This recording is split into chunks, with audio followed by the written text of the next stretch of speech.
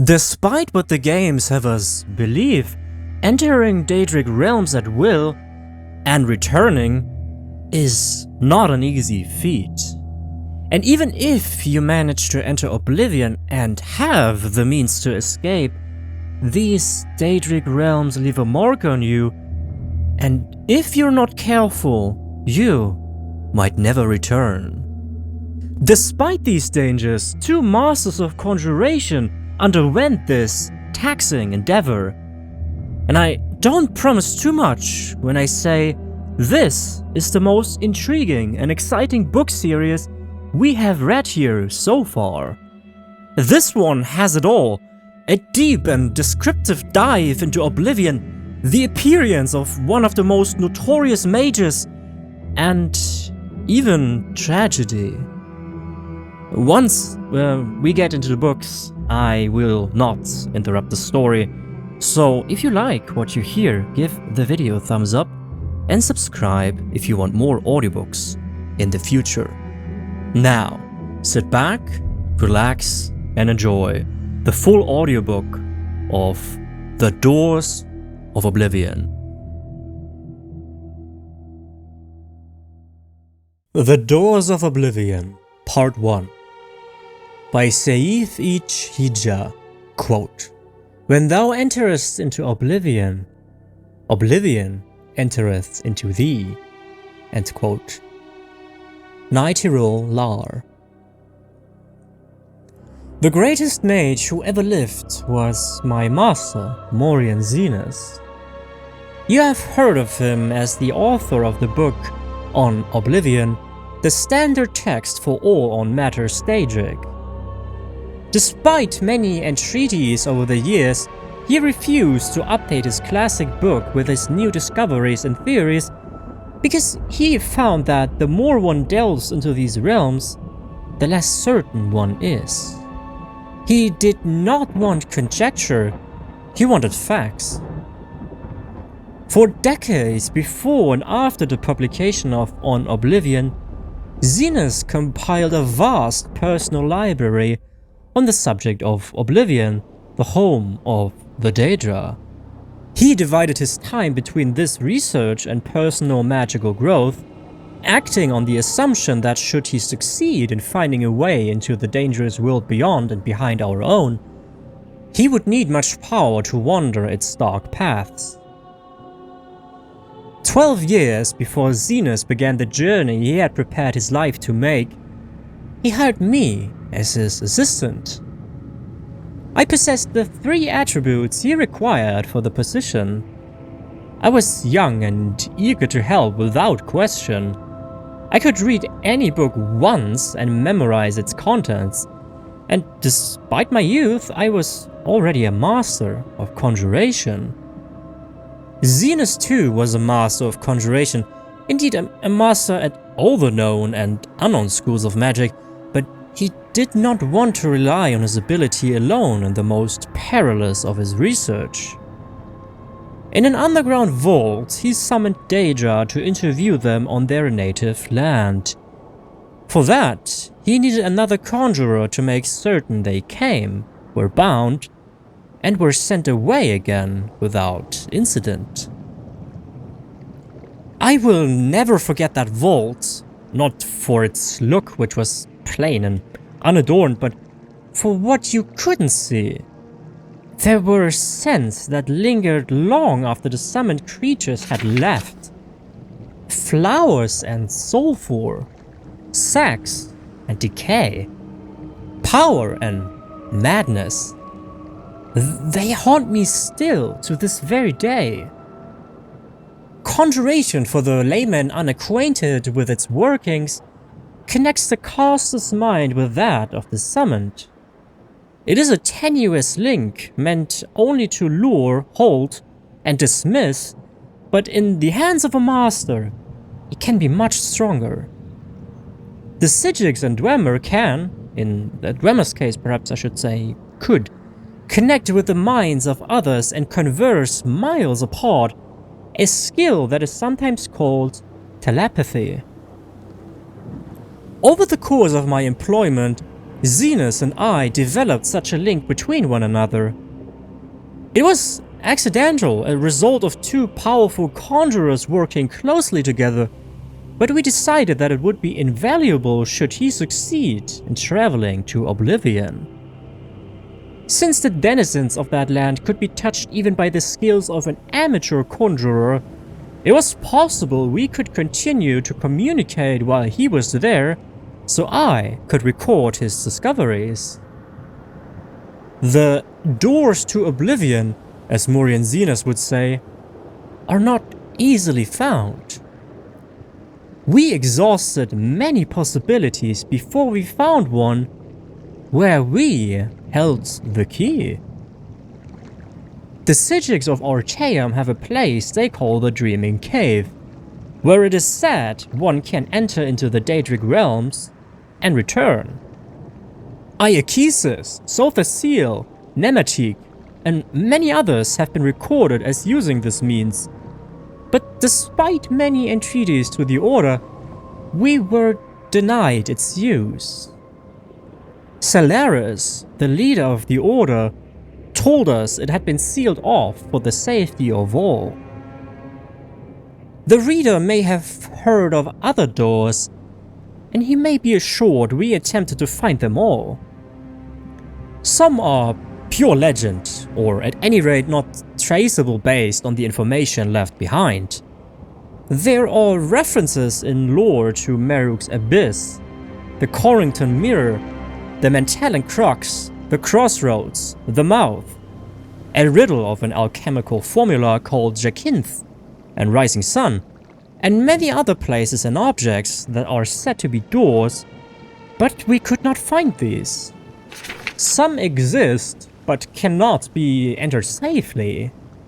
The whirlpool in the Ebesian, called the Maelstrom of Baal, can make ships disappear, and it may be a portal into Oblivion, but the trauma of riding its waters would surely slay any who tried. Likewise, we did not consider it worth the risk to leap from the Pillar of Thrust, a 1,000-foot tall spiral of coral, though we witnessed the sacrifices the Sloat made there. Some victims were killed by the fall, but some indeed seemed to vanish before being dashed on the rocks. Since the Sloat did not seem certain why some were taken and some died, we did not favor the odds of the plunge.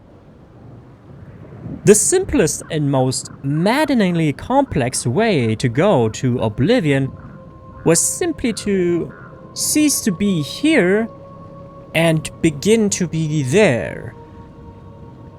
Throughout history, there are examples of mages who seem to travel to the realms beyond ours seemingly at will. Many of these voyages are long dead if they ever existed, but we were able to find one still living. In a tower off Zephyrbal Bay on the island of Vardenfell in the province of Morrowind, there exists a very old, very reclusive wizard named Divaith Fear. The Doors of Oblivion, Part 2. Divaith Fear was not easy to reach, and he was reluctant to share with Morian Zenos the secret door to Oblivion. Fortunately, my master's knowledge of lore impressed Fear, and he taught him the way. I would be breaking my promise to Zenos and Fear to explain the procedure here, and I would not divulge it even if I could. If there is dangerous knowledge to be had, that is it. But I do not reveal too much by saying Fear's scheme relied on exploiting a series of portals to various realms created by a Telvanni wizard long missing and presumed dead. Against the disadvantage of this limited number of access points, we weighed the relative reliability and security of passage, and we considered ourselves fortunate in our informant. Morian Zenus then left this world to begin his exploration. I stayed at the library to transcribe his information and help him with any research he needed. Dust? He whispered to me on the first day of his voyage. Despite the inherent dreariness of the word, I could hear his excitement in his voice, echoing in my mind. I can see from one end of the world to the other, in a million shades of grey. There is no sky, or ground, or air, only particles floating, falling, whirling about me. I must levitate and breathe by magical means. Zenus explored the nebulous land for some time, encountering vaporous creatures and palaces of smoke. Though he never met the daedric prince, we concluded that he was in Ash Pit, said to be the home of Malakath, where anguish, betrayal, and broken promises filled the bitter air like ash. The sky is on fire, I heard him say as he moved on to the next realm. The ground is sludge, but traversable. I see blackened ruins all around me, like a war was fought here in the distant past. The air is freezing. I cast plumes of warmth all around me, but it still feels like daggers of ice stabbing me in all directions. This was Coldharbour, where Moloch Ball was the realm's daedric prince. It appeared to Zenus as if it were a future Nirn governed under the Lord of Brutality, desolate and barren, filled with suffering. I could hear Morian Zenus weep at the images he saw, and shiver at the sight of the imperial palace spattered with blood and excrement. Too much beauty! Zenus gasped when he went to the next realm. I am half blind. I see flowers and waterfalls, majestic trees, a city of silver, but it is all a blur. The colors run like water. It's raining now, and the wind smells like perfume. This surely is Moonshadow, where Asura dwells. Zenus was right, and astonishingly, he even had audience with the Queen of Dusk and Dawn in her Rose Palace. She listened to his tale with a smile, and foretold to him the coming of the Nerevarine. My master found Moonshadow so lovely, he wished to stay there, half blind, forever, but he knew he must move on and complete his journey of discovery. I'm in a storm, he told me as he entered the next realm. He described the landscape of dark, twisted trees, howling spirits, and billowing mist, and I thought he might have entered the Deadlands of Mehrunes Dagon. But then he said quickly, No, I'm no longer in the forest. There was a flash of lightning and now I'm on a ship. The mast is tattered. The crew is slaughtered. Something's coming through the waves. Oh gods, wait! Now I'm in a dank dungeon. In a cell. He was not in the Deadlands, but Quagmire, the nightmare realm of Vermina. Every few minutes there was a flash of lightning, and reality shifted, always to something more horrible and horrifying. A dark castle one moment, a den of ravening beasts the next.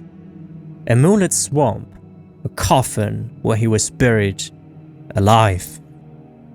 Fear got the better of my master, and he quickly passed to the next realm.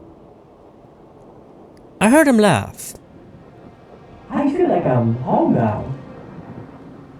Morian Zenus described to me an endless library, Shelves stretching on in every direction, stacks on top of stacks. Pages floated on a mystical wind that he could not feel. Every book had a black cover with no title. He could see no one, but felt the presence of ghosts moving through the stacks, rifling through books, ever searching. It was Apocrypha, the home of Hermaeus Mora, where all forbidden knowledge can be found. I felt a shudder in my mind, but I could not tell if it was my master's or mine. Morian Zenus never traveled to another realm that I know of. Throughout his visits to the first 4 realms, my master spoke to me constantly. Upon entering Apocrypha, he became quieter. As he was lured into the world of research and study, the passions that had controlled his heart while unknown. I would frantically try to call to him, but he closed his mind to me. Then he would whisper, This cannot be. No one would ever guess the truth. I must learn more. I see the world and lost illusions shimmer. It is crumbling all around us. I would cry back to him, begging him to tell me what was happening, what he was seeing, what he was learning. I even tried using conjuration to summon him, as if he were a daedra himself, but he refused to leave. Morian Zenus was lost. I last received a whisper from him 6 months ago. Before then, it had been 5 years, and 3 before that. His thoughts are no longer intelligible in any language. Perhaps he is still in Apocrypha, lost but happy. In a trap, he refuses to escape. I would save him if I could. I would silence his whispers if I could.